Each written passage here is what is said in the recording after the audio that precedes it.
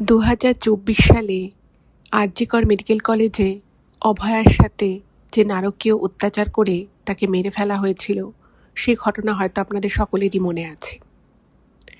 আবার ঠিক কিছুদিন আগেই আমরা শুনলাম আবার সেই আরজিকরে একটা দুর্ঘটনা, যেখানে একজন ব্যক্তি তার ছেলের চিকিৎসা করাতে এসেছিলেন এবং লিফটের কোনো একটা ত্রুটির জন্য বীভৎসভাবে তার প্রাণ কিন্তু চলে যায়।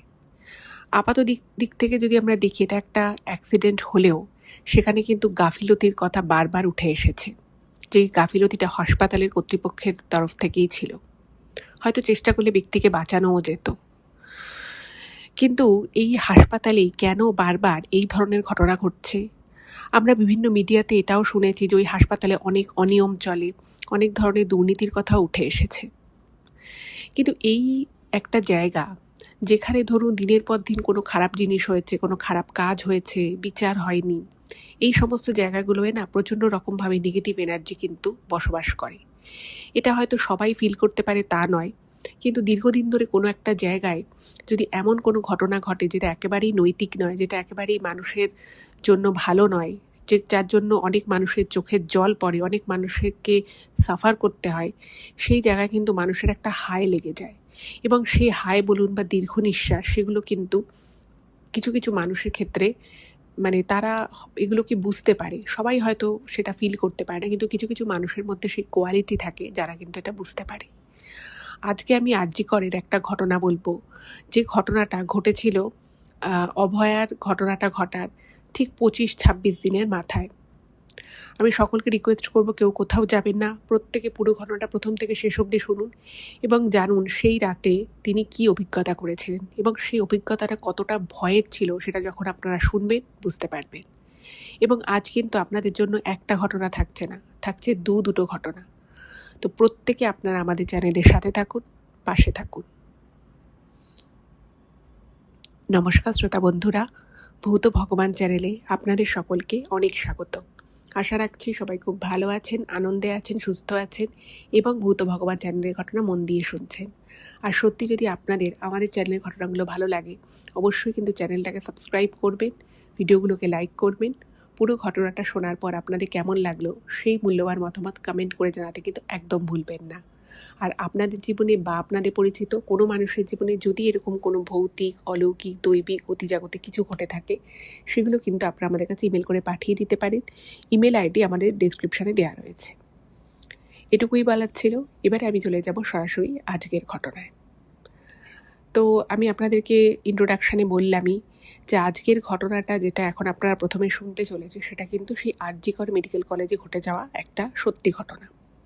এবং এই ঘটনাটা কিন্তু অভয়ার যে ঘটনাটা ঘটেছিল, যে হৃদয় বিদারক যে ঘটনাটা অভয়ার সাথে ঘটে, সেটা ঠিক ওই 25-26 দিনের মাথায় এই ঘটনাটা ওখানেই ঘটেছিল।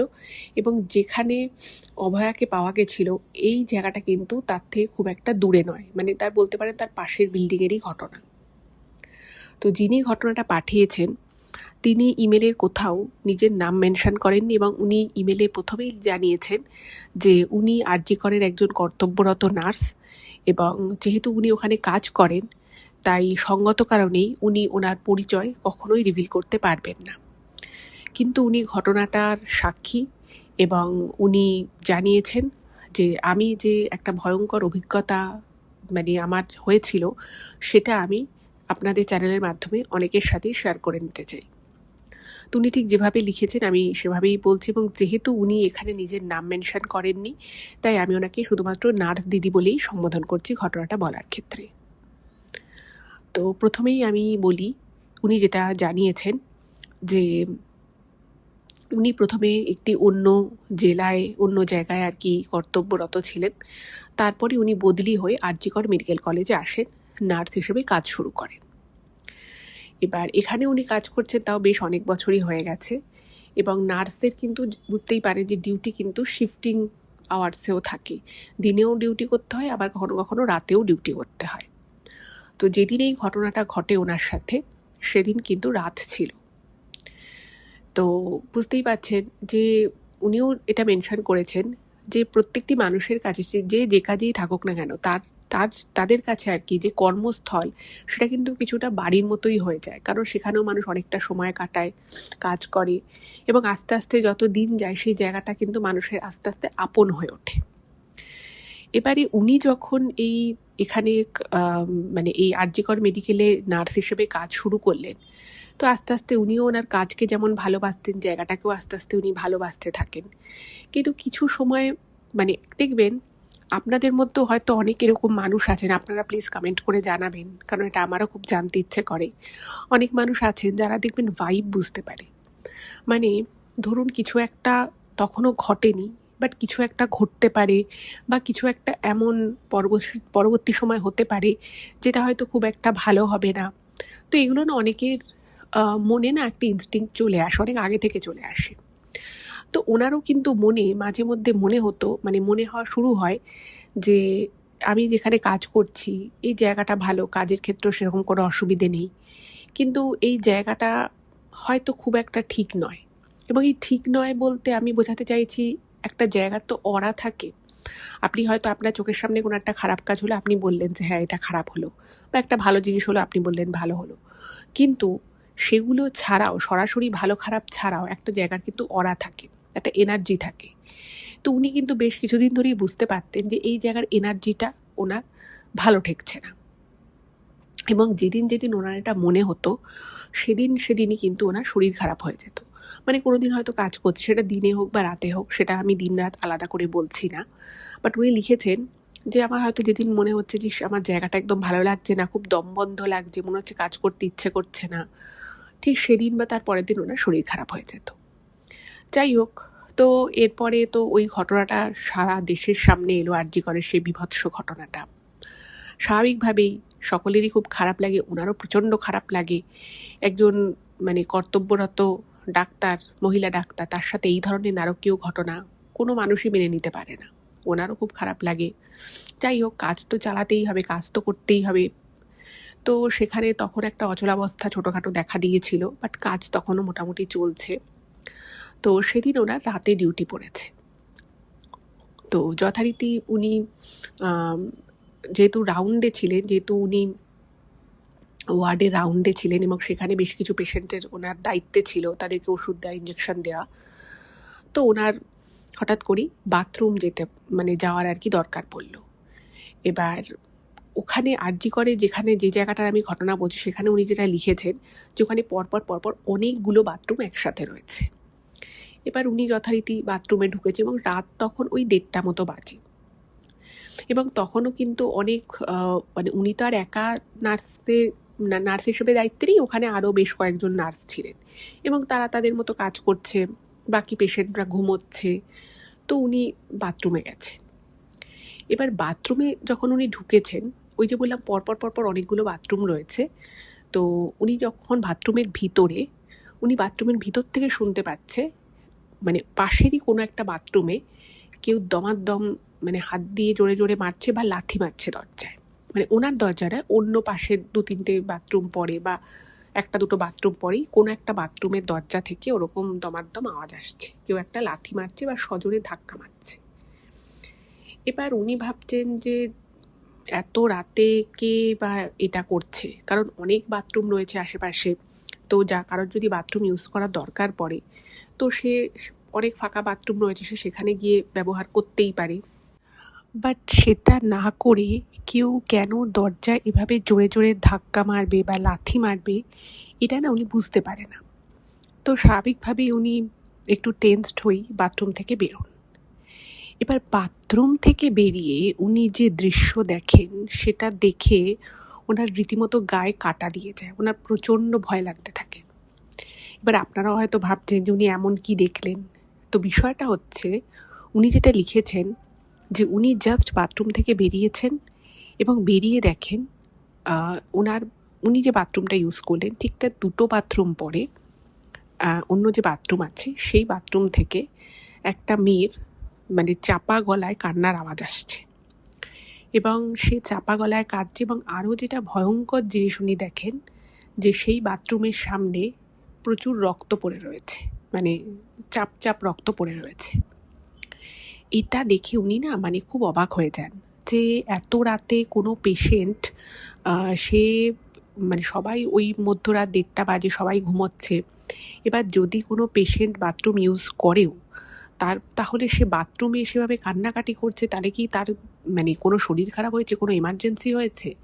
তো উনি সঙ্গে সঙ্গে কী করে, মানে মানে উনি তো ওনার যে বাথরুমটা ইউজ করেছে সেটা থেকে বেরিয়ে তো উনি দাঁড়িয়ে ব্যাপারটা দেখে হতভম্ব হয়ে যান।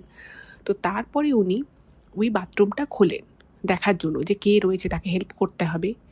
তো উনি যে মুহূর্তে বাথরুমটা খোলেন, উনি দেখেন বাথরুমের ভিতরে কেউ নেই, অথচ জাস্ট কয়েক সেকেন্ড আগেও উনি ওই বাথরুম থেকে একটা মেয়ের কান্নার আওয়াজ পাচ্ছিলেন এবং বাথরুমের সামনে রক্ত পড়ে থাকতে দেখলেন। ওনার না মুহূর্তের মধ্যে মাথাটা ঘুরে গেল যে কী হলো, এই একটু আগে আমি কান্নার আওয়াজ পেলাম, এই বাথরুম থেকে আসছিল, মেয়ে মানে সেই কে গেল কোথায়? একটা মেয়ের কান্নার আওয়াজ আসছিল। এবং তারপরে উনি ঘুরে দেখছে যে ওই যে মেঝেতে যে রক্ত পড়ে থাকতে উনি দেখছিলেন, উনি দেখেন সেই রক্ত আর ওখানে নেই। এটা দেখে ওনার না কীরকম একটা মাথা ঘুরে যায়। এবং যখন মানে মানুষের সাথে যখন একটা এরকম ঘটনা ঘটে যে সে মুহূর্তে একটা কিছু দেখলো, তারপরেই দেখছে সেটা নেই, তো একটু হতচকিত হয়ে যাবে যে কোনো মানুষ, তো উনিও হয়ে গেছেন। তো উনি যখন মুহূর্তের জন্য একটু দাঁড়িয়ে গেছেন, উনি দেখেন বাথরুমে ঢোকার যে প্যাসেজটা, সেইখানে একজন দাঁড়িয়ে রয়েছে উল্টো দিক করে একজন দাঁড়িয়ে রয়েছে। এবং ওই জায়গাটায় আলোটা একটু কম, বাট উনি স্পষ্ট বুঝতে পারছেন চুড়িদার পরে কেউ একজন দাঁড়িয়ে রয়েছে। এবং উনি লিখেছেন যেটা, যে বুঝতেই পাচ্ছেন উনি নার্সের কাজ করেন, বহু পেশেন্ট দেখেছেন, পেশেন্ট হ্যান্ডেল করতে হয় দিনে রাতে বিভিন্ন সময়। ফলে যারা ডাক্তার হয় বা নার্স হয় তারা কিন্তু যথেষ্ট সাহসীই হয়। তো উনি দেখেছেন আমার কোনো দিন এরকম মানে একটা ভয় বলুন বা আনক্যানি ফিলিংস বলুন, যেটাই বলুন না কেন, সেটা ওনার এর আগে কোনো দিনই এইভাবে হয়নি। মানে কাজ করতে করতে একটা কাজের জায়গায় কিছু একটা দেখে উনি ফট করে ভয় পেয়ে যাবে, বা একটা কিছু দেখে ওনার মনে হবে যেটা আমি কী দেখছি, কেন দেখছি, কোনো যুক্তি পাবে না, এরকম সিচুয়েশান ওনার সাথে এর আগে কোনো দিন হয়নি। কিন্তু হ্যাঁ, কিছুদিন থেকে ওনার কিন্তু একটা কীরকম নেগেটিভ ভাইব মনের মধ্যে বারবার আসছিল যখনই উনি আরজি করে আসতেন। যাই হোক, তো উনি দেখলেন যে একটা মহিলা দাঁড়িয়ে রয়েছে ওরকম পিছন করে। এবং যখন উনি সামনে একটু এগিয়ে গেলেন, কারণ তখন ওনার মনে হয়েছিল নার্স দিদির যে এই তালে ভিতরে কাঁদছিল, হয়তো সে কোনোভাবে বেরিয়ে গেছে, উনি হয়তো দেখতে পায়নি বা ওনার বোঝার ভুল হয়েছিল, হয়তো ভেবেছিল যে বাথরুম থেকে আসছে, আওয়াজটা হয়তো এখান থেকেই আসছিল। তো উনি যখন সামনে গেছে, ওনার চোখের সামনে, একদম ওনার চোখের সামনে উনি দেখেন যে জিনিসটা যেন ভ্যানিশ হয়ে গেল, যেন হাওয়ায় মিলিয়ে গেল। এটা দেখে ওনার রীতিমতো গায়ে একটা না মানে পুরো কাটা দিয়ে ওঠে এবং শরীরটা গুলিয়ে ওঠে। তো উনি সঙ্গে সঙ্গে ওখান থেকে বেরিয়ে উনি ওনাদের যে নার্সদের যে বসার যে জায়গা থাকে, যে রেস্টিং এরিয়া থাকে, উনি সেখানে চলে আসেন। এবং আসার পরে রীতিমতো উনি হাঁপাচ্ছে। তো ওখানে আরও একজন নার্স ছিলেন ওনার পাশেই বসে। তো উনি বলছেন, কী হয়েছে তোর কি শরীর খারাপ লাগছে নাকি? তো উনি বলছেন, না আমার শরীর ঠিক আছে, আসলে বাথরুমটা মানে উনি কিছু তো একটা বলতে হবে। তো উনি বলছেন যে বাথরুমটা একটু নোংরা হয়ে গেছে, ওটাকে একটু পরিষ্কার করাতে হবে। তখন বলছে ঠিক আছে, সকালে ওনাদের দায়িত্বে যে আছে তার নাম ধরে বলছে যে ওকে বলবো সকালে এসে আগে এই জায়গাটা পরিষ্কার করে দিতে। এবার উনি না মানে ভাবছেন আমি কি দেখলাম। তো তারপর ওনার একজন পেশেন্টকে একটা ওষুধ দেওয়ার ছিল, তো উনি সেটা দিয়ে দিলেন। দেওয়ার পরে ওনার মনে হলো যে না, আমি শুধুই ভয় পাচ্ছি, আমি আরেকবার বাথরুমে যাই। মানে কিছু রক্ত বা কিছু উনি দেখলে তখন কিছুই পড়েনি, অথচ তার কয়েক সেকেন্ড আগে উনি দেখেছিলেন যে বাথরুমের মেঝেতে ওরকম রক্ত পড়ে রয়েছে। তো জিনিসটাকে ভেরিফাই করার জন্য উনি 20-25 মিনিটের ব্যবধানে আবার উনি বাথরুমে যান, সেম বাথরুমে। উনি দেখলেন যথারীতি সেখানে কেউ নেই, কিন্তু ওই বাথরুমের যে বাথরুমটা আর কি ওনার মনে হচ্ছিল যে কেউ একজন কাঁদছে, এবার উনি দেখলেন যে ওই বাথরুম থেকে রীতিমতো পোড়া গন্ধ বেরোচ্ছে, মানে কোনো কিছু পুড়ে গেলে যেরকম একটা গন্ধ বেরোয়, উনি দেখলেন সেই পার্টিকুলার ওই বাথরুমটা থেকে একটা পোড়া গন্ধ বেরোচ্ছে। তো উনি যথারীতি আবার উঁকি মারেন, দেখেন কিচ্ছু নেই, কোথাও কেউ নেই, কিছু পুড়ছেও না। তো ওনার তখন মনে হলো যে না, এই জায়গাটা আর আমার থাকাটা ঠিক না। তো উনি সেখান থেকে চলে আসে এবং ঠিক এর পরের দিন ওনার ধুম জ্বর আসে। এবং জ্বর আসে, উনি সেদিনটা ডিউটি করতে পারেন না। পরের দিন আবার ওনার জ্বর থেমে যায়, আবার উনি ডিউটিতে আসে। এবার একটা বিষয় দেখুন, যখন কোনো একটা মানুষ এই ধরনের জিনিসগুলোকে এক্সপিরিয়েন্স করে না, প্রথম সে এটাই ভাবার চেষ্টা করে বা নিজেকে নিজে বোঝানোর চেষ্টা করে যে সে যেটা দেখছে বা সে যেটা ভাবছে সেটা হয়তো সত্যি নয়। তো উনিও মানে নিজেকে বোঝানোর চেষ্টা করেন যে সেই সময় আর জি কর নিয়ে প্রচুর কথা চারিদিকে হচ্ছে, প্রচুর মানুষ প্রচুর ব্যাপার বলছে, প্রতিবাদ হচ্ছে। তো উনি ভাবলেন যে সেই সময়ের জন্যই হয়তো ওনার মনে কোথাও একটা চাপ পড়েছে, হয়তো ওনার মানে মানসিক দিকটা হয়তো সেই জন্যই একটু মানে ডাউন আছে, সেই জন্য হয়তো ওনার এগুলো হ্যালুসিনেশন হচ্ছে। যাই হোক, তো উনি তারপর থেকে আর কখনো ওরকম কিছু দেখেননি। মোটামুটি আরও 1 মাস কেটে গেল। এবার এই 1 মাস পরে আবার একটা ঘটনা ওনার সাথে ঘটে, এবং সেই ঘটনাটারও কিন্তু উনি আজ অবধি কোনো যুক্তি বা কোনো মানে সায়েন্টিফিক যে এক্সপ্লানেশন সেগুলো উনি কিচ্ছু পাননি। শুনুন তাহলে। তো সেদিন কিন্তু দিনের বেলা, সেদিন কিন্তু ওনার নাইট ডিউটি ছিল না, উনি ডে শিফটেই কাজ করছিলেন। তো ওনার কাজও হয়ে গেছিলো, মোটামুটি ধরুন ওই বিকেল হবে। তো সেই সময় আর কি আউটডোরও হয়ে গেছে, তারপরে এখানে পেশেন্টের আর কি বাড়ির লোক যারা আসে মানে তাদের সেই ভিজিটিং আওয়ারও শেষ হয়ে গেছে। তো সেদিন ওনার নিজস্ব একটা ব্যক্তিগত কাজ ছিল একজন ডাক্তারবাবুর সাথে। তো তার সাথে দেখা করার জন্য উনি মানে ওনার ডিউটি আওয়ারের পরেও 1-1.5 ঘন্টা হাসপাতালে ছিলেন, কারণ ওনার একজন আত্মীয়ের কিছু একটা মেডিকেল ইস্যু নিয়ে উনি কথা বলবেন। যাই হোক, তো উনি মোটামুটি ব্যাগ ফ্যাগ গুছিয়েছেন, এবং ওনার যে বসার যে জায়গাটা ছিল সেখানে উনি ওনাদের যে কিছু মানে ডিউটির কিছু বুক হয়, মানে কে কোন টাইমে আসে সেগুলো লেখা থাকে, কিছু আরও ওনাদের অফিসিয়াল কাজ থাকে, তো সেসবের একটা বই মতো হয়। তো উনি ওইখানে ওনার একটা পেনদানি থাকে, সেখানে উনি পেন ফেন রাখতেন। এবার উনি কি করতেন, উনি বাড়ি থেকে গ্রিন টি বানিয়ে আনতেন এবং সেটা একটা ফ্লাস্কের মধ্যে করে রাখতেন, এবং মাঝে মধ্যে কাজের ফাঁকে ফাঁকে ওই ফ্লাস্ক থেকে গ্রিন টি বার করে উনি খেতেন। এবার তখনও ওনার মনে হলো যে ওনার ফ্লাস্কে একটু গ্রিন টি আছে, তো সেটুকু খেয়ে নেবে। ইন দ্য মিন টাইম যেটা হলো সেটা হচ্ছে যে ওনার ফোনে একটা ফোন আসে, এবং উনি ওই যেখানটা পেন রাখার জায়গা তার পাশে উনি ওই ফ্লাস্কটাকে রাখেন, এবং উনি মনে মনে ভাবছিলেন যে এবার ফ্লাস্কটা খুলে ওটার যে ক্যাপটা রয়েছে সেখানেই আর কি চাটা ঢেলে উনি খান। তো ইন দ্য মিন টাইম ওনার কাছে একটা ফোন আসে, তো উনি ফ্লাস্কটাকে একদম মানে টেবিলের ঠিক মাঝের একটু সাইড বরাবর ওই পেনদানির পাশে উনি রাখেন, রেখে উনি ফোনটা রিসিভ করেন। এবার ফোনে উনি কথা বলছেন, তো কথা বলতে বলতে উনি যে চেয়ারে বসেছিলেন, তো সেই চেয়ার থেকে উনি উঠে টেবিল থেকে একটু সামনের দিকে যায়, এবং ওই ঘরে উনি ছাড়া সেই মুহূর্তে কিন্তু আর কেউ ছিল না, এবং সময়টা ওই যে বললাম বিকেলের সময়। তো উনি ফোনে কথা বলছেন, মুহূর্তে একটা ফাট করে আওয়াজ হলো। ফাট করে আওয়াজটা কীরকম আওয়াজ, যেটা উনি লিখেছেন ইমেলে, যে কেউ যদি খুব তাড়াতাড়ি একটা ওইরকম ফ্লাস্কের যে ক্যাপটা থাকে সেটাকে যদি কেউ তাড়াতাড়ি করে খোলে, ওই থ্রেডটা যেটা থাকে সেটাকে যদি খুব তাড়াতাড়ি খোলে যেরকম একটা আওয়াজ হবে, এক্স্যাক্ট সেরকম একটা আওয়াজ হয়।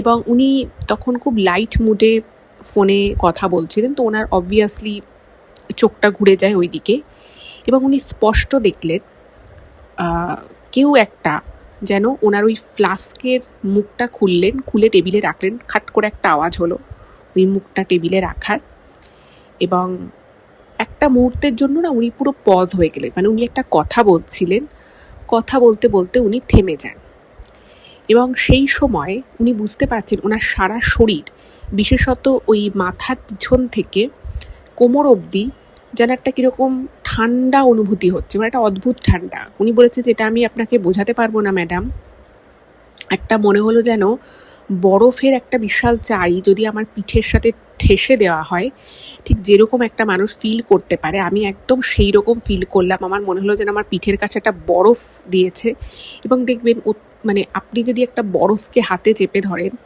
কিছু মুহূর্তের মধ্যেই কিন্তু আপনার হাতটা অবশ হয়ে যাবে, এটা হয়তো আপনারাও খেয়াল করে থাকবেন।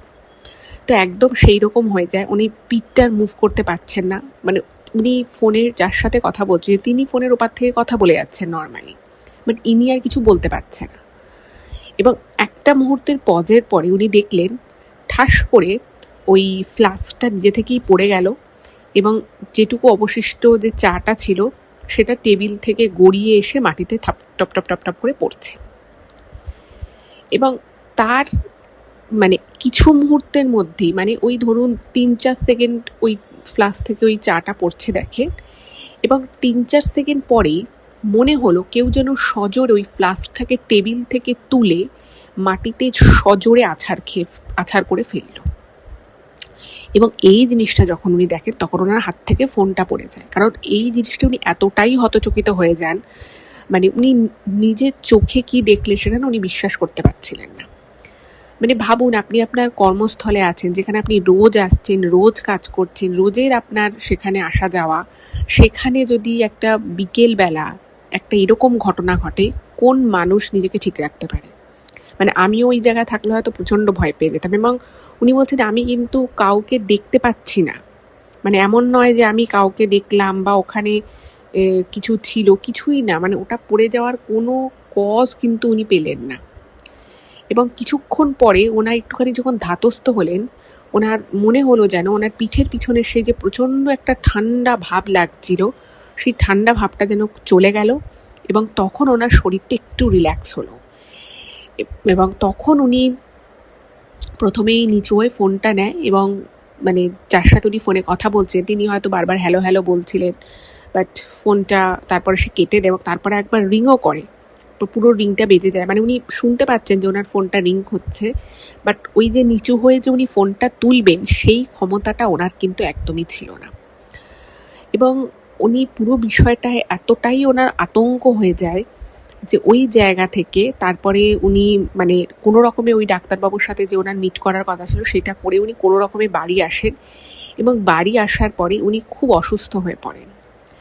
তো তারপরে এই নার্স দিদির মাকে উনি সমস্ত কথাটা বলেন। তো ওনার মা বলেন যে তুই এখন কটা দিন ছুটি নে, আমি যাচ্ছি তোর কাছে। তো উনি নাকি তারপরে ওনার মা ওনাদের বাড়ির ওখানে একজন আর কি ঠাকুরমশাই আছেন, তো তার মন্দির থেকে একটা তাবিজ নিয়ে এসে ওনাকে দেয়, ওনাকে বলে যে তুই এটা শরীরে পড়ে থাকবি, মানে যতদিন তুই ওখানে কাজ করবি তোকে কিন্তু এটা পড়তে হবে, এবং প্রতি 1 বছর অন্তর অন্তর ওটাকে শুদ্ধিকরণ করে আবার নতুন তাবিজ পড়তে হবে। আর ওনাকে যিনি তাবিজটা দিয়েছে সে বলেছে যে এই তাবিজটা যদি কোনোভাবে মাটিতে পড়ে যায় তাহলে কিন্তু এর কার্যক্ষমতা চলে যাবে। তো ওই তাবিজটা নেওয়ার পর থেকে ওনার কিন্তু এই মাঝে মধ্যে যে গা ভারী হয়ে যাওয়া বা এই যে একটা নেগেটিভ ভাইব ফিল করা, মানে হঠাৎ করেই উনি মানে রোজ নয় বাট ওই কখনো কখনো ওনার খুব মন খারাপ হয়ে যেত কোনো কারণ ছাড়াই, সেই সমস্ত জিনিসগুলো কিন্তু চলে গেছে, এবং এখনও অবধি উনি ঠিকঠাক আছেন। বাট উনি যখন ওই ঠাকুরমশাইয়ের কাছে পরে যান, গিয়ে জিজ্ঞেস করেন, তো উনি তখন বলেছিলেন যে দেখো মা, এটা একটা হয় যে কোনো একটা জায়গায় যদি অনেক খারাপ কিছু হয় বা কারোর হায় পড়ে, এটা না মানে কিছু কিছু মানুষের উপরে তার প্রভাবটা পড়ে, মানে কারোর যদি একটু রাশি হালকা হয়, কারোর যদি অতটা স্ট্রং আর কি অরা না থাকে, তো তারা এগুলো বেশি ফিল করতে পারে এবং তাদের জীবনে কিন্তু এর একটা প্রভাব পড়ে। তো এই একটা ভয়ঙ্কর অভিজ্ঞতা ওনার হয়েছে, এবং উনি রীতিমতো তাবিজটা এখন পড়েই থাকেন। তো এইটাই ছিল আরজি করের একটা খুব ভয়ঙ্কর ঘটনা এক নার্স দিদির। তো আজকের এপিসোডে আমি আপনাদেরকে বললাম যে আজকে একটা নয় দুটো ঘটনা আছে, তো আপনারা প্লিজ দ্বিতীয় ঘটনাটাও মন দিয়ে শুনুন। এই ঘটনাটা কিন্তু আরও ইন্টারেস্টিং একটা ঘটনা। কেন ইন্টারেস্টিং সেটা আপনারা এক্ষুনি বুঝতে পারবেন। তো এই প্রথম ঘটনাটা কেমন লাগলো সেটা কিন্তু অবশ্যই কমেন্ট করে জানান। আচ্ছা, এবারে আমি দ্বিতীয় ঘটনায় আসি, এবং দ্বিতীয় ঘটনায় আসার আগে এই দ্বিতীয় ঘটনার একটা মানে ইন্টারেস্টিং বিষয় আমি আপনাদেরকে আগে বলে নিচ্ছি, তো শুনলে আপনারাও বুঝতে পারবেন মানে কীরকম লোক আজকাল যে পৃথিবীতে থাকে। আমার কাছে ইমেলটা এসেছিলো প্রায় ধরুন ওই মাস 2 আগে, ঠিক আছে।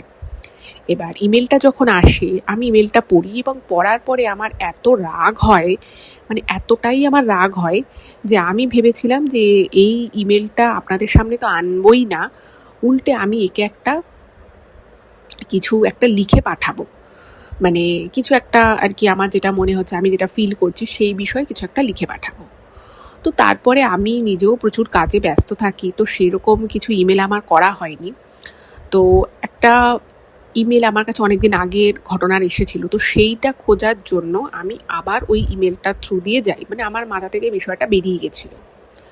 তো তো যথারীতি আমি আবার ইমেলটা পড়ার পরে আমার মনে হলো যে এই এই বিষয়টা আপনাদের সামনে আনাটা খুব দরকার। কারণ আমি সাধারণত আমার চ্যানেলে কোনো রকমের কোনো নেগেটিভিটি বা যেটা থেকে ধরুন কোনো একটা নেগেটিভ বার্তা যাচ্ছে, আমি সেগুলো কখনোই প্রচার করি না। সেটা আপনারাও জানেন, আমার ঘটনা যারা প্রথম থেকে শুনছেন তারা আপনারা জানেন। কিন্তু আজকের এই ঘটনাটা আমার মনে হলো আপনাদের সকলের জানা দরকার আছে। তার কারণ হচ্ছে যে আমরা ভদ্র সভ্য মানুষ আমরা দেখি, অনেকে অনেক শিক্ষিত, উচ্চশিক্ষিত, ভালো চাকরি করে, ভালো বাড়িতে থাকে, বড় গাড়ি অ্যাফোর্ড করে, কিন্তু এসবের পিছনেও যে মানুষের মধ্যে কত নিম্নরুচির মানুষ আছে সেটাও মনে হয় আপনাদের এই দিকটাও একটু দেখানো দরকার। সেই জন্য আমি ঘটনাটা আপনাদের সামনে বলছি। কারণ আপনাদের ঘটনাটা শোনার পরে মনে হতে পারে যে আপনি ম্যাডাম কেন এটা বললেন, না বললেও পারতেন। তো আমি কারণটা আপনাদেরকে আগে বলে দিলাম। তো যিনি ঘটনাটা পাঠিয়েছেন তিনি হচ্ছেন যার সাথে ঘটনাটা ঘটেছে তার সম্পর্কে ননদ হয়, ঠিক আছে? আচ্ছা, ওনার নাম হচ্ছে সোমা। তো উনি বর্তমানে লন্ডনে থাকেন। তো লন্ডন থেকেই উনি আমাদের চ্যানেলের ঘটনা শোনেন এবং জানিয়েছেন যে ওনার আমাদের চ্যানেলের ঘটনাগুলো খুব ভালো লাগে। তো তাই উনি ওনার ফ্যামিলির একটা ঘটনা শেয়ার করেছেন। তো উনি জানিয়েছেন যে উনি বিগত 1 বছর ধরে উনি লন্ডনে থাকেন, তার আগে উনি কলকাতাতেই থাকতেন। তো উনি আবার এটাও বলেছেন যে আমি যদি কোনোভাবে ওনার দাদাকে হেল্প করতে পারি বা এমন কিছু বলতে পারি যাতে ওনার দাদার হেল্প হয়, সেটাও নাকি খুব ভালো হবে ওনাদের জন্য। তো বিষয়টা কি শুনুন। ওনার দাদা এই সোমা ম্যাডামের দাদা যিনি, তিনি ভালোবেসেই একটি মেয়েকে বিয়ে করেন। আজ থেকে বেশ অনেক বছর আগে ভালোবেসেই বিয়ে করেন এবং যখন ওই মেয়েটিকে বিয়ে করে তখন কিন্তু ওনাদের সেই দাদার যে বউ, তাকে বাড়ির লোকেরা খুব একটা মেনে নেয়নি। ওনার মা বাবা কেউ মেনে নেয়নি খুব একটা। তার কারণ হচ্ছে মেয়েটির এডুকেশন খুব বেশি ছিল না। ওনার দাদা হচ্ছে পেশায় ইঞ্জিনিয়ার, আর ওনার দাদা যাকে ভালোবেসে বিয়ে করেছিল সে কোনো রকমে আর কি উচ্চ মাধ্যমিকটা পাশ করেছে, সেও খুব একটা বেশি নাম্বার পেয়ে পাশ করেনি। তো মেয়েটিকে দেখতে শুনতে ভালো। এবার যা হয় আর কি, এই সোমা ম্যাডাম যেটা জানিয়েছে যে ওনার বাবা একটি নামকরা রাষ্ট্রায়ত্ত সংস্থায় চাকরি করেন এবং ওনার বাবা ওনার 2 ছেলে মেয়ে অর্থাৎ এই সোমাদি এবং সোমাদির দাদা দুজনকেই আর কি খুব ভালো করে পড়াশুনো করিয়েছে এবং ওনার একটা জীবনের ইচ্ছেই ছিল যে ওনার ছেলে মেয়েরা অনেক পড়াশুনো করবে, জীবনে খুব বড় হবে, আগে এগোবে, যেরকম আর 5টা বাবা মায়ের ইচ্ছে থাকে সেরকমই ছিল। তো যাই হোক, ওনার দাদা যখন ইঞ্জিনিয়ারিং পড়া শেষ হয় তো তখন এই মেয়েটির সাথে আলাপ হয় এবং সেই আলাপ বন্ধুত্ব ভালোবাসায় রূপান্তরিত হয়। তো ওনার দাদা ইন দ্য মিন টাইম পড়াশুনো কমপ্লিট করার পরে একটা নামকরা কোম্পানিতে চাকরি পায়।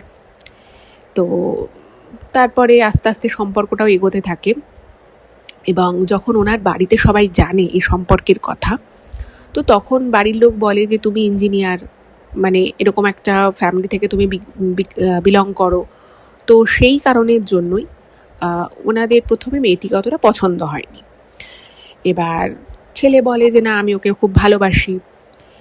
এবার ইনি যেটা লিখেছেন সোমাদি, যে ওই মেয়েটির কথাবার্তার মধ্যে না একটু প্রবলেম ছিল। উনি প্রবলেম কথাটাই মেনশন করেছেন। তো আমি আপনাদেরকে সেটাই বললাম যে একটা প্রবলেম ছিল। এবার সেটা কী ধরনের প্রবলেম সেটা উনি মেনশন করেননি, তাই আমি সেটা বলতে পারছি না। তো যাই হোক, ওনার কথা অনুযায়ী মেয়েটির কথাবার্তা প্রবলেম ছিল এবং তাকে ফট করে সবার সামনে কথা বলানো বা যে কোনো বিষয়ে একটু ভেবেচিন্তে যে কথা বলতে হয় বা মার্জিত হয়ে যে কথা বলতে হয়, সেই বোধটা নাকি মেয়েটির মধ্যে ছিল না। আচ্ছা, এই পুরোটাই কিন্তু ওনার ভার্সান অনুযায়ী, সোমাদির ভার্সান অনুযায়ী আমি বলছি। তো সেই কারণের জন্যই কিন্তু আরও মেয়েটিকে সোমাদির বাবা মায়ের অতটা পছন্দ হয়নি। এবার ছেলে খুব পছন্দ করছে মেয়েটিকে প্রচণ্ড আর কি ভালোবাসে। তো তখন বাড়ির লোক ভাবলো যে ঠিক আছে, ও যখন এত ভালোবাসে মেয়েটিকে ছাড়া, যখন ও বলছে অন্য কাউকেও বিয়ে করতে পারবে না, তো ভালো কথা, আমরা তাহলে এই সম্পর্কটা মেনে নিই, এই বিয়েটা আমরা দিয়ে দিই। তো সমাধির কথা অনুযায়ী উনি যেটা লিখেছেন যে মেয়ের বাড়ি থেকে নাকি খুব একটা খরচাপাতি করেনি, খুব সাধারণভাবে মেয়েটির বিয়ে দেয়। বাট এনারা অর্থাৎ সমাধির বাবা মা ওনাদের ছেলের বিশাল বড় করে রিসেপশন পার্টি দেয় এবং ওনাদের যারা আত্মীয় স্বজন রয়েছে তারা বেশিরভাগই ডাক্তার, না হলে ইঞ্জিনিয়ার, না হলে ব্যবসা আছে ভালো, এবং তারা প্রত্যেকেই এটা নিয়ে একটা কথা বলে যে মেয়ের বাড়ির লোক তো অতটাও গরিব নয়, কিন্তু তা সত্ত্বেও বিয়েটা এত সাদামাটা এত সাধারণ করে কেন দিল। যাই হোক, তো ওনারা যাতে কেউ কোনো কথা না বলতে পারে, কারোর যাতে মনে কোনো খারাপ না লাগে, ওনারা সেই সমস্তটা পুষিয়ে দেয় বৌভাতের অনুষ্ঠান করে, এবং সেটা বড় করে কলকাতার একটা বেশ নামকরা হোটেলে ওনারা রিসেপশন পার্টি রেখেছিল। যাই হোক, তো এরপরে ওনার দাদা বৌদির মানে বিবাহিত জীবন শুরু হলো। প্রথম দিকে কিন্তু মেয়েটি অনেক ভুলচুক করতো, কিন্তু মেয়েটিকে এই সমাধির বাবা মা, সমাধির যে দাদা, সে কিন্তু বারবারই ক্ষমা করে দিত, কারণ মেয়েটির ব্যাকগ্রাউন্ড সেরকম ছিল না যে ও একটু হাই সোসাইটির সাথে মেলামেশা করতে পারবে বা তাদের সাথে কথা বলতে পারবে সাবলীলভাবে। আমি কিন্তু বারবারই আপনাদেরকে বলছি, সমাধি ঠিক যেভাবে কথাগুলো লিখেছেন আমি কিন্তু সেভাবেই বলছি। তো আস্তে আস্তে ওরা মেয়েটিকে রীতিমতো তৈরি করে, তার কথাবার্তা, তাকে ইংরেজি শেখানো হয়, তো সব কিছু আর কি ওরা করে, এবং মেয়েটিও নিজে চেষ্টা করতে থাকে যাতে ওদের সাথে কোপ আপ করতে পারে। তো এইভাবেই কিন্তু বেশ কিছু বছর কেটে যায় এবং ওনাদের একটি পুত্র সন্তান হয়। এবার যখন ছেলে হয়, তো ছেলে হওয়ার পর থেকে নাকি সমাধির যে বৌদি, সে একটু নিজেকে চেঞ্জ করে ফেলে মানে সে আর কি বাড়িতে সবাইকে বলতে থাকে যে আমি ছেলে জন্ম দিয়েছি, তোমাদের পরিবারের একদম যাকে বলে উত্তরাধিকার, আমি যেটা বলবো এবার বাড়িতে সেটা হবে, আমি যেটা চাইবো সেটাই সেভাবে হবে, এরকম নাকি সে বলতে থাকে। এবং সে বারবার বলে যে আমি অনেক কষ্ট করে ছেলে জন্ম দিয়েছি, আমি ছেলের বিষয় ভালো মন্দ সবটাই আমি ডিসিশন নেব, আমি যা বলবো সেটাই করতে হবে, আমি যেভাবে বলবো সেভাবেই করতে হবে। এই করে নাকি সমাধির বৌদি তার শ্বশুর শাশুড়িকে কন্ট্রোল করা শুরু করে, এবং তার শ্বশুর শাশুড়ি তার ভালোর জন্য যদি কিছু বলতো যে না এটা এরকম করে করো না, এভাবে করো, বা এটা করলে ভালো হবে, ওটা করলে ঠিক হবে না, ওনার বৌদি কিছু শুনতো না। মানে ছেলে হওয়ার আগে অবধি সে যেরকম ছিল যে তাকে কিছু একটা বললে সে শুনতো, বুঝতো, সেটাকেই করতো, চেষ্টা করতো করার। ছেলে হওয়ার পরে তার কিন্তু মানে অ্যাটিটিউড পাল্টে যায় সমাধির কথা অনুযায়ী। তো অ্যাটিটিউড পাল্টে যায় এবং আস্তে আস্তে সে কী করে, তার হাজবেন্ডকে অর্থাৎ সমাধির দাদাকে কন্ট্রোল করা শুরু করে। এবং এই সময় সমাধির বিয়ে হয়, এবং সমাধির বিয়ের সময়ও নাকি সে এমন কিছু কথা তার শ্বশুরবাড়ির লোকেদের সামনে বলে, এবং বিয়েতে দু একটা এমন ঘটনা ঘটায় যেটা কিন্তু খুব একটা ভালো ছিল না। এবার সেটা কি ঘটনা, সে বিষয়ে উনি কিন্তু কিছু ডিটেলসে লেখেননি, তাই আমি সে বিষয়টা যাচ্ছি না। শুধু এটুকুই বলেছেন যে ওনার শ্বশুরবাড়ির লোকের সামনে নাকি ওনার বৌদি এমন কিছু কথা বলেছিল যেটা বলাটা খুব একটা সমীচীন ছিল না। যাই হোক, এবার বুঝতেই পাচ্ছেন যে একটা বাড়িতে যখন একটা বউ, সে শুধু নিজের কথাটাই শুনবে, নিজের কথা অনুযায়ী সব কিছু করতে চাইবে, অবভিয়াসলি তার আশেপাশের লোকেরা, তার শ্বশুরবাড়ির লোকেরা, তার বর, তার শ্বশুর শাশুড়ি, কেউই সেটাকে খুব ভালো চোখে নেবে না। তো ওনার ক্ষেত্রেও তাই হলো, ভালো চোখে নিল না, অশান্তি লিপ্ত লেগে থাকতো।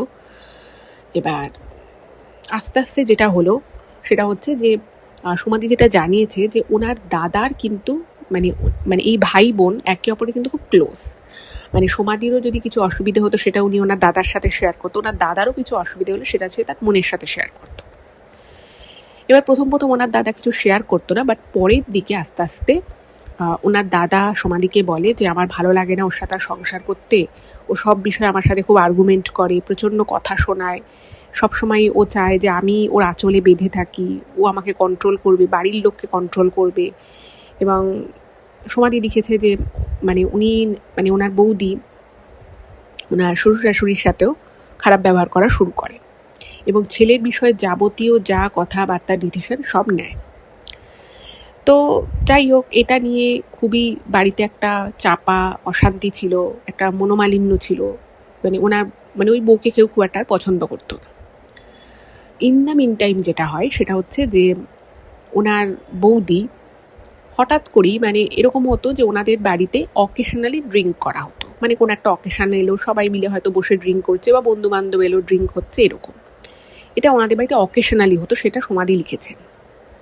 এবার ওনার বৌদি প্রথম এসব ড্রিঙ্কস ফিঙ্কসের দিকে আসতো না। এবার আস্তে আস্তে যখন ছেলে হয়ে যায় তো তার কিছুদিন পর থেকে সেও পার্টিগুলো অ্যাটেন্ড করতো এবং সেখানে উনি অকেশনাল ড্রিঙ্ক করা শুরু করে ওনার বৌদি। এবার এই অকেশনাল ড্রিঙ্কিংটা আস্তে আস্তে ওনার বৌদির হ্যাবিটে পরিণত হয়ে যায়।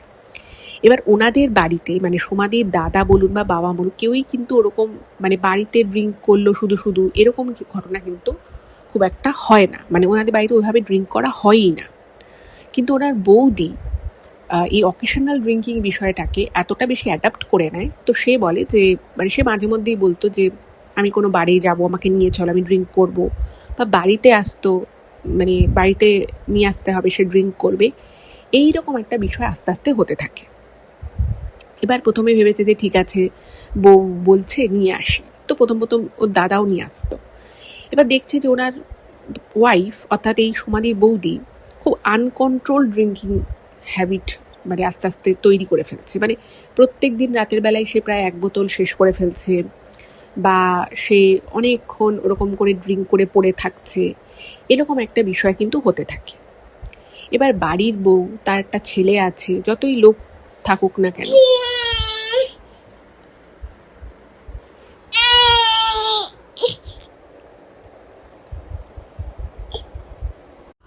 যতই বাচ্চাকে দেখার বাড়িতে লোক থাকুক না কেন, তো মা যদি এভাবে ড্রিঙ্ক করে পড়ে থাকে বা রোজ যদি সে ড্রিঙ্ক করে, তো বিষয়টা কারোরই ভালো লাগে না। তো যেটা ব্যাপার হলো যে যথারীতি এই বিষয়টা সমাধির দাদা, তার বাবা মা কারোরই ভালো লাগে না, তারা প্রতিবাদ করতে থাকে। কিন্তু সেই বৌদি আর কি, সমাধির বৌদি, সে কিন্তু কারোর কোনো বারণ শোনে না। সে বলে যে তাকে যদি ড্রিঙ্ক করতে দেয়া না হয় তাহলে সে বাড়ি থেকে তাদের নাতিকে নিয়ে চলে যাবে। এবার বাড়ির সকলেই অবভিয়াসলি নাতিকে ভীষণ ভালোবাসতো। এবার তার তো বয়স বিশেষ কিছু নয়, এবার তাকে নিয়ে যদি চলে যায় তাহলে তার ঠিকমতো পরিচর্যা হবে কি হবে না, তাকে ঠিকমতো দেখাশুনো করা হবে কি হবে না, তো সেই কথা ভেবে কেউই আর ওনাকে কিছু বলতো না। এবার ওনার বৌদি, যেটা উনি লিখেছেন, যে এইভাবে ড্রিঙ্ক করাটাকে পুরো কন্টিনিউ করতে থাকে এবং এই বিষয়টাকে কেন্দ্র করে কিন্তু ওনার বৌদির সাথে ওনার দাদার একটা দূরত্ব তৈরি হতে থাকে। আগেও দূরত্ব ছিল, কিন্তু এই ড্রিঙ্কিং হ্যাবিটটা তৈরি হওয়ার পর থেকে কিন্তু ওনার বৌদি আরও চেঞ্জ হয়ে যায়। মানে সে তার দাদার কোনো সেভাবে খেয়াল রাখতো না, সংসারের প্রতি খুব একটা মানে মন দিত না, একটু উদাসীন হয়ে পড়েছিল। ছেলের বিষয়ে সে মানে অনেকটাই দেখতো, কিন্তু সেটাও ওনার কথা অনুযায়ী সেটাও কিন্তু সাফিসিয়েন্ট ছিল না।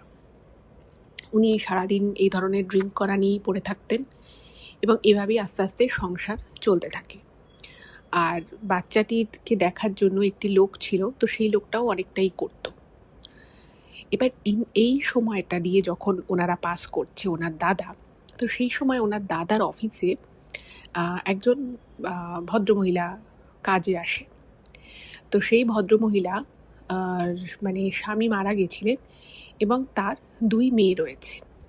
তো ভদ্রমহিলার আগেও একটা অফিসে চাকরি করতেন, তো সেখান থেকে সে রিজাইন দিয়ে ওনার দাদা যে অফিসে কাজ করতো সেইখানে সে জয়েন করে। এবার উনি যেটা লিখেছেন সমাধি, যে ওই ভদ্রমহিলা তিনি তার শ্বশুরবাড়িতেই থাকতেন তার মেয়েদেরকে নিয়ে, এবং তিনি রোজগার করতেন এবং তিনি নিজের রোজগারের টাকায় নিজের 2 মেয়েকে প্রতিপালন করতেন। এবার এই মহিলার সাথে ওনার দাদা যখন একই অফিসে কাজ শুরু করলো, তখন দুজনের মধ্যে মানে যেরকম নর্মাল দুটো কালিগ হয় সেরকম আর কি, জাস্ট কাজ ওরিয়েন্টেড কথাবার্তা হতো। এবার এই কাজ ওরিয়েন্টেড কথাবার্তা হতে হতে যথারীতি একে অপরের সম্পর্কে জিজ্ঞেস করেছে যে তোমার বাড়িতে কে আছে, নর্মাল যেরকম কথা হয়, তো সেরকম কথা হয়। এবার ওনার দাদা আর কি সমাধি যেটা লিখেছেন, ঠিক যেভাবে লিখেছে আমি সেভাবেই আপনাদেরকে বলছি। তো ওনার দাদা ওই ভদ্রমহিলাকে জিজ্ঞেস করে যে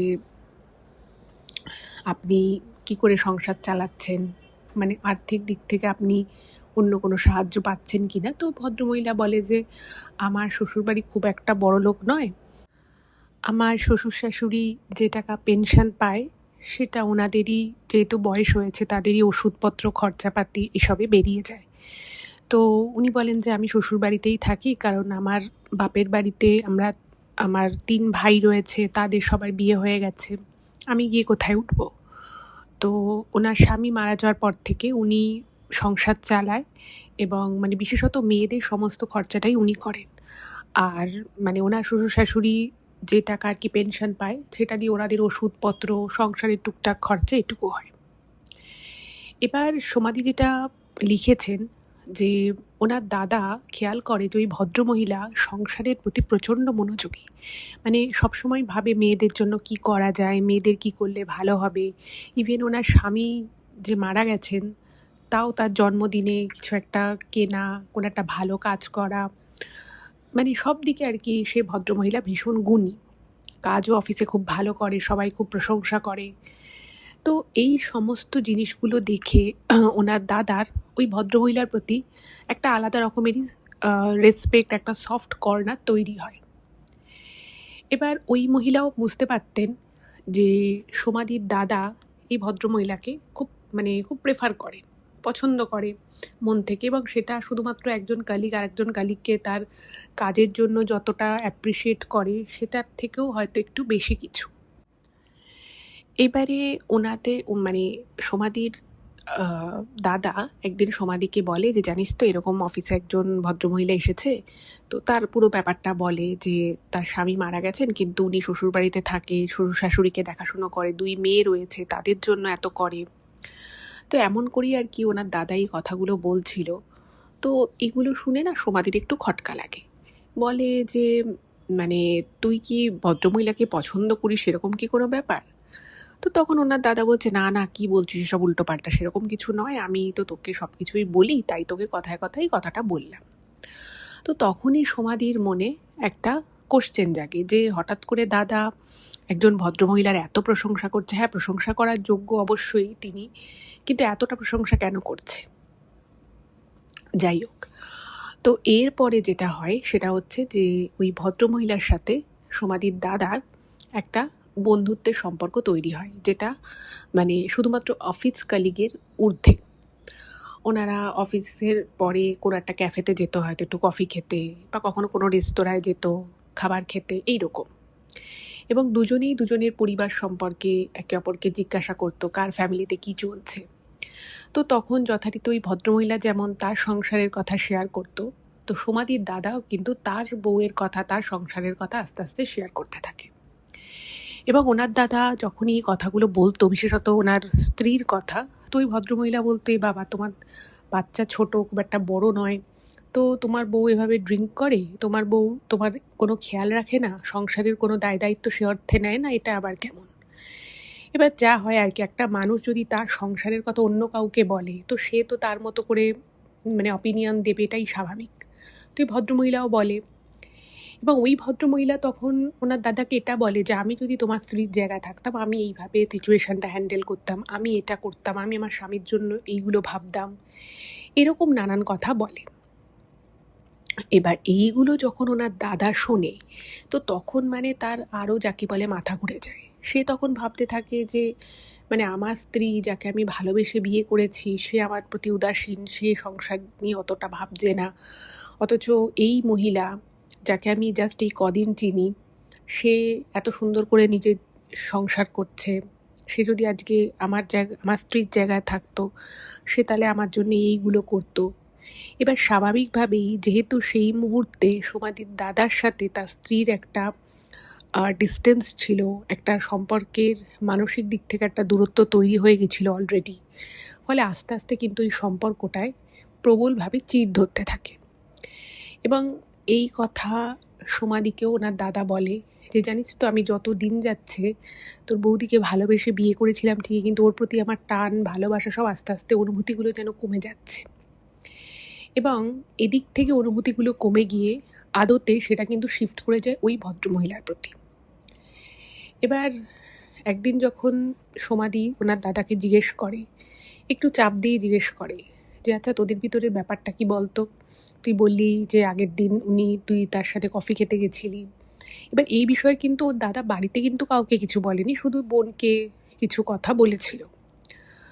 তো তখন ওনার দাদা বলে যে আমি নিজেও জানি না, কিন্তু আমি এটুকু বুঝতে পারি ওর প্রতি আমার একটা দুর্বলতা তৈরি হয়েছে। তো তখন সমাধি যেটা লিখেছেন যে উনি ওনার দাদাকে বলে যে একটা কাজ কর, তুই বরং ওই ভদ্রমহিলার সাথে এই বিষয়টা নিয়ে সিরিয়াসলি কথা বল। তোর সাথে তো এমনিও বৌদির একটা ঝামেলা চলছে বহুদিন থেকেই, আর বৌদির এই সমস্ত ব্যাপার স্যাপারগুলো আমরা কেউই সমর্থন করি না। তো তাহলে তুই বৌদির থেকে ডিভোর্স নিয়ে নে, ওনাকে বিয়ে করে নে। এবার এইখানে 2-3টে ফ্যাক্টর কাজ করছিল। প্রথম বিষয়টা হচ্ছে যে ওই ভদ্রমহিলা কিন্তু সমাধির দাদার থেকে বয়সে 2-2.5 বছরের বড় ছিল, যদিও সেটা সব থেকে বড় কথা নয়। আচ্ছা, প্রথমে বলি, যখন সমাধি এই কথাটা তার দাদাকে বলে, উনি যেটা লিখেছেন, ওনার দাদা বিষয়টা অস্বীকার করে, বলে না না না না তুই ভুল ভাবছিস, সেরকম বিষয় নয়, আমার ওর সাথে একটু সময় কাটাতে ভালো লাগে, বাড়িতে এসে সেই ঝামেলা অশান্তি, তোর বৌদির সাথে আমার কথা বলতে ইচ্ছে করে না, ওরও হয়তো আমার সাথে কথা বলতে ইচ্ছে করে না, তো সেই জন্য অফিসের পরে কখনো কখনো একটু কফি খেতে যাই বা একটু হয়তো নিজের মনটা হালকা করি কথা বলে, এর থেকে বেশি কিন্তু কিছুই নয়। আর আমিও যেমন সংসারী, ওই ভদ্রমহিলা কিন্তু সেও সংসারী, তার হয়তো স্বামী বেঁচে নেই, কিন্তু সে তার মেয়েদের নিয়ে, শ্বশুর শাশুড়ি নিয়ে সে নিজের মতো করে বেঁচে আছে। এবার এই কথা যখন বলে তখন সমাধি আর কিছু বলে না, কিন্তু সমাধি স্পষ্ট বুঝতে পারে যে ওনার দাদা ওই মহিলাকে ভালোবেসে ফেলেছে। এবার এর কিছুদিন পরে কিছু একটা বিষয় নিয়ে সমাধির দাদার সাথে তার বউয়ের ঝামেলা হয়, এবং সেই ঝামেলাটা এতটা বাড়াবাড়ি পর্যায়ে চলে যায় যে ওনার বৌদি বাড়ি ছেড়েই প্রায় চলে যায়। মানে সে চলে যেতে যাচ্ছিল, তো তাকে অনেক করে আটকানো হয়। সে যখনই বাড়ি ছেড়ে চলে যেতে চায়, সে তার ছেলেকে নিয়ে যেতে চায়। এবার মানে যেটা সমাধি লিখেছেন যে ওনার দাদা নিজের সন্তানকে প্রচণ্ড ভালোবাসত, মানে প্রচণ্ডই ভালোবাসত, এবং তার বাড়ির লোক মানে সমাধির যে বাবা মা তারাও তাদের নাতিকে খুব ভালোবাসত। এবার তার বউয়ের মানে সেই বাড়ির বউয়ের যতই কিছু না কিছু দোষ থাকুক না কেন, তারা সবসময় ছেলেটার কথা ভেবে মানে ঝগড়া অশান্তি হলেও মানে সেটাকে মিটিয়েই নিত আলটিমেটলি, কারণ জানতো যে বউ বাড়ি ছেড়ে চলে যাবে, সেই বিষয়টাকে আটকানোর জন্য। এবার এই যে মাঝে মধ্যেই ওর দাদা এদিক ওদিক ঘুরতে যেত ওই ভদ্রমহিলাকে নিয়ে, সেইটা কোনোভাবে ওনার বৌদি টের পেয়ে যায়, মানে ওনার বৌদির কাছে খবরটা চলে আসে। এবার বুঝতেই পারছেন, এমনিতেই একটা দূরত্ব ছিল, একটা অশান্তি ছিল, চাপা অশান্তি।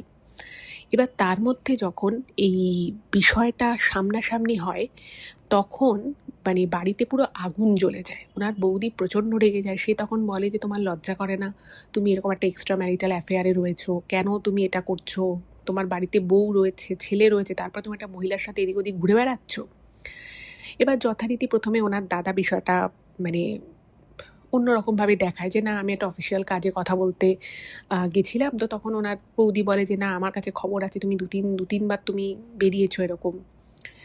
এবার কথায় কথা বাড়ে, ঝগড়া অশান্তি যখন হয়, তো তখন দুপক্ষরই মাথা গরম হয়ে যায়। তো ওনার দাদা মানে বলেই ফেলে যে তোমার থেকে ওই মহিলা অনেক ভালো, তোমার ওকে দেখে শেখা উচিত, তুমি আমার কোনো মানে কোনো কেয়ার করো না, আমার কোনো যত্ন আত্তি করো না, সংসারে তোমার কোনো কন্ট্রিবিউশন নেই, কিন্তু আমার যদি শরীর ঠিক না থাকে, ওই মহিলা কিন্তু অফিসে ঢুকেই আমাকে বলে দেয় যে কি তোমার শরীরটা ঠিক নেই, বা কি তুমি আজকে ঠিকমতো খেয়ে আসোনি, আমার পছন্দ অপছন্দের খেয়াল তুমি রাখো না, কিন্তু ওই মহিলা আমার প্রতিটি পছন্দ অপছন্দের খেয়াল রাখে, আমাকে ভালো কথা বলে, কখনো কখনো আমার জন্য নিজে খাবার করে আনে, তুমি আমার জন্য কি করো।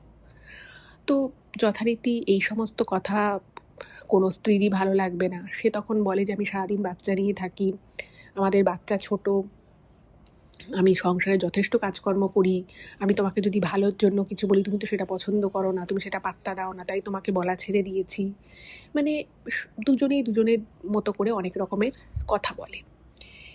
এবার যা হয় আর কি, মানে একে অপরের প্রতি দোষারোপ কথাবার্তা, সেগুলোর পুরো অভিযোগের পাহাড় জমা পড়ে, এবং একটা পর্যায়ে এসে মানে দুজন একই বাড়িতে থাকতো ঠিকই, কিন্তু দুজন আলাদা আলাদা ঘরে থাকতো, এবং একে অপরের সাথে মানে একদিন দুদিন কোনো কথাই হতো না, এইরকম একটা সিচুয়েশান। তো সেই সময় সমাধি বাপের বাড়ি আসে এবং বাপের বাড়ি এসে বৌদিকেও বোঝায় যে তুমি একটু রাগ ভাঙাও, তুমি দাদার সাথে ভালো করে কথা বলো, তোমাদের সম্পর্কটাকে ঠিক করো, নাহলে দাদা একদিন হাতের বাইরে চলে যাবে, এরকম নানান কথাবার্তা বলে। তো দেখছে যে ওনার বৌদির মানে কাছে প্রচুর অভিযোগ তার দাদার প্রতি, মানে অভিযোগের পাহাড় জমা পড়েছে। এদিকে আবার সমাধি যখন তার দাদার সাথে এই বিষয়টা নিয়ে কথা বলে যে ঠিক আছে, তুই বৌদির সাথে সব কিছু ঠিকঠাক করে নে, তোরা যেভাবে ভালোবেসে বিয়ে করে তোরা যেভাবে প্রথম প্রথম সুন্দর মিলেমিশে সেভাবেই থাক না। তো তখন ওনার দাদা মানে বলে যে তোকে একটা কথা বলছি বোন, সেটা আর কোনোদিন সম্ভব নয়, কারণ আমার জীবনে সেই ভালোবাসার জায়গাটা ও আর সেই জায়গায় নেই, আমি সেই জায়গাটা অন্য কাউকে দিয়ে দিয়েছি।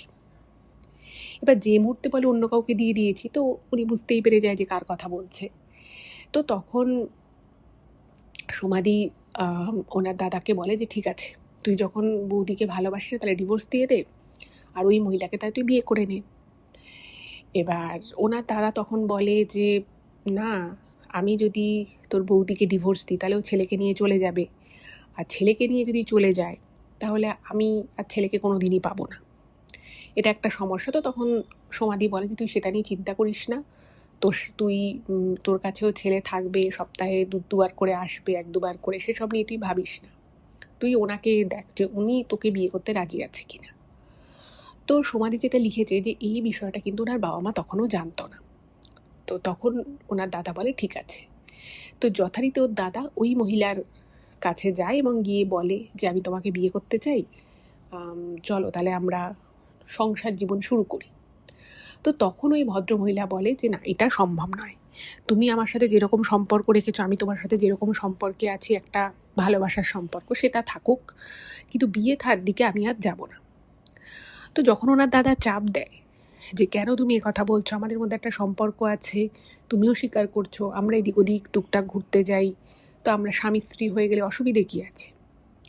তো তখন এই ভদ্রমহিলা বলে যে দেখো, আমার 2 মেয়ে তো বড়, তো ওরা হয়তো এখন মানে জীবনের এই স্টেজে তোমাকে হয়তো বাবা হিসেবে মেনে নেবে না, আর আমিও চাই না যে ওদেরকে বলতে যে এই দেখো, এই ব্যক্তি যাকে আমি বিয়ে করেছি এ তোমাদের বাবা, তোমরা কি কাল থেকে বাবা বলে ডাকবে, কারণ আমি জানি এটা ওরা করবে না, এটা ওরা করতে পারবে না। তার সাথে ওই ভদ্রমহিলা এটাও বলে যে দেখো, আমি তোমার স্ত্রী আছে, তার সাথে তোমার বুড়িমানা হয় না, সেটা তুমি আমাকে আগেই বলেছো, তো আমি সবটা জেনে বুঝেই তোমার সাথে সম্পর্কে এসেছি। আমি কিন্তু তোমাকে এটা কখনোই বলিনি যে আমি তোমাকে বিয়ে করতে চাই বা তোমাকে আমাকে বিয়ে করতে হবে, এবং আমি আশা করব তুমিও আমার থেকে এটা এক্সপেক্ট করবে না, কারণ আমার কাছে আমার মেয়েরা সবার আগে। আমার মেয়েদেরকে আমি আমার মতো করেই মানুষ করব, এবং তারা তাদের যে জন্মদাতা বাবা তাকেই বাবা হিসেবে জানবে, সেই পরিচয়টাই ওদের থাকবে। আমি যদি এখন হঠাৎ করে বিয়ে করি, সেটা ওদের পক্ষে হয়তো ভালো নাও হতে পারে, মানে ওদের চোখে হয়তো আমার সেই জায়গাটা আর থাকবে না। আর উনি এটাও বলে যে আমি তো আমার শ্বশুর শাশুড়ির বাড়িতে থাকি, এখন যদি আমি একটা অন্য কাউকে বিয়ে করে নিই, হতেই পারে এই বাড়িটা, এই মাথার ছাদটা হয়তো আমার মেয়েদের মাথার উপর থেকে চলে যাবে, তারপরে তোমার ওখানে গিয়ে কি ফেস করতে হবে না হবে, সেটা আমার মেয়েদের উপরে একটা মেন্টাল প্রেশার পড়ুক, সেটা আমি চাই না। তো এই ভদ্রমহিলা পরিষ্কার বলে দেয় যে উনি বিয়ে করবে না, কিন্তু উনি সম্পর্কটা ক্যারি ফরওয়ার্ড করবে। তো ওনার দাদা বলে ঠিক আছে, সেটাই হোক। তো ওনার দাদা তখন সমাধিকে বলে যে আমি তোর বৌদির থেকে ডিভোর্স নেব না, কারণ ও তো আমাকে বিয়ে করবে না, আমি তাহলে শুধু ডিভোর্স কেন দিতে যাব। তো মানে সমাধি এটা জানতেন যে ওনার দাদার সাথে আর একজনের এক্সট্রা ম্যারিটাল অ্যাফেয়ার রয়েছে, এবং উনি সেটাকে সম্পূর্ণ সমর্থনও করেছেন সেই মুহূর্তে।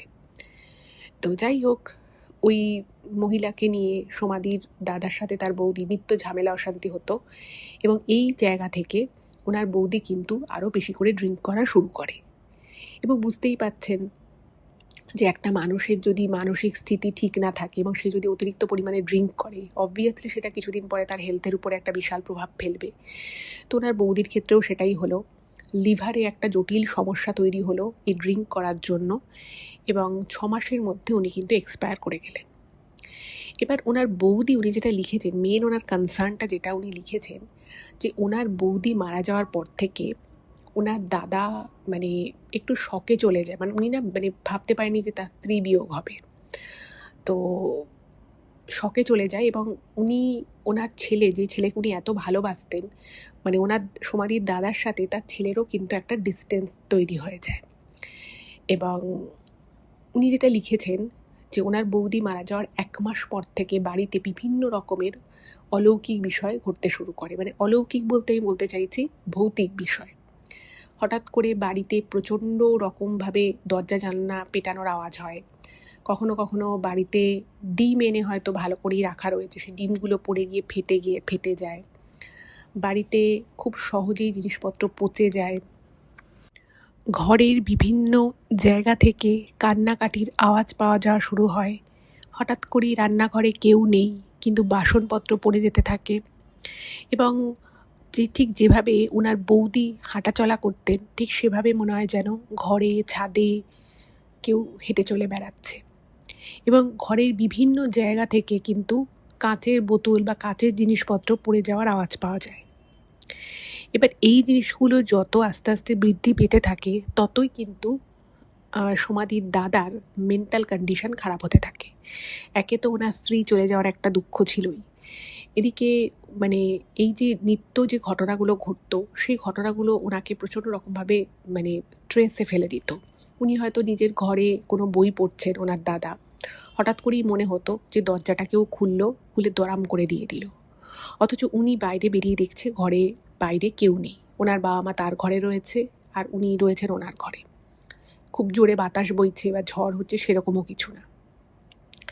এদিকে যেটা হয় যে ওনার অন্যান্য যে দিক, কাজকর্মের দিক, সেখানেও প্রভাব পড়তে থাকে। ওনার সাথে ওই যে ভদ্রমহিলার সম্পর্ক হয়েছিল, সেই ভদ্রমহিলার সাথে ওনার ছোটোখাটো বিষয়ে মনোমালিন্য হতে থাকে এবং ওই সম্পর্কটাও কিন্তু কিছুদিন পরে ভেঙে যায়।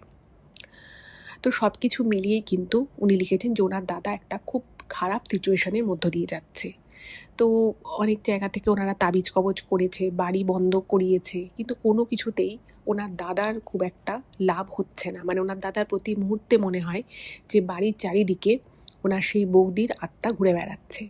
এবং ওনাদের ঘরে একটা ড্রেসিং টেবিল রয়েছে, যে ড্রেসিং টেবিলে ওনার স্ত্রী আর কি মুখ দেখতেন, রেডি হওয়ার সময় ওই আয়নায় দেখতেন। তো সেই আয়নায় বিভিন্ন সময় কিন্তু জলের দাগ, কখনো কখনো হাতের ছাপ, এগুলো কিন্তু ওনার দাদা বহুবার দেখেছে।